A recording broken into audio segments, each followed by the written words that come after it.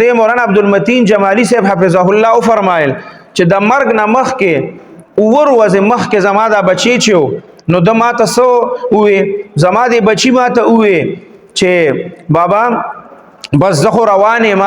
نبی کریم صلی الله علیه وسلم سره ملاقات د پاره روان یم دا خبره وی ماته وکړه او بیا یې فرمایل چې هغه بیان دوران کې چې کله هغه د جمعې بیان کوي کنه نو ولا یو کس راشي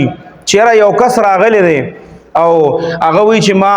ستاسو بچی چې کوم دی قاری محمود الحسن صاحب رحمه الله هغه وی ما لیدل دی په خوب کې او ما داسې خولي دل سپین پټکی والے دي سپین جامې چولې دي او بهترین حالت کې ملي دل دي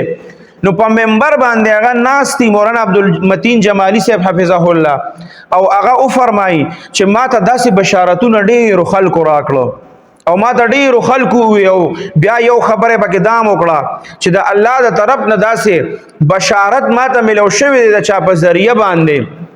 چې هغه په منبر باندې د ویلو نه دی خو زما هغه بچی چې کم دی هغه ته الله دا بیماری چې کومه وا نو د شهادت مرګ ورکړی دی او هغه ته الله د دې وجه نه مغفرت نصیب کړی دی او هغه وی چې زما په باره کې ماتم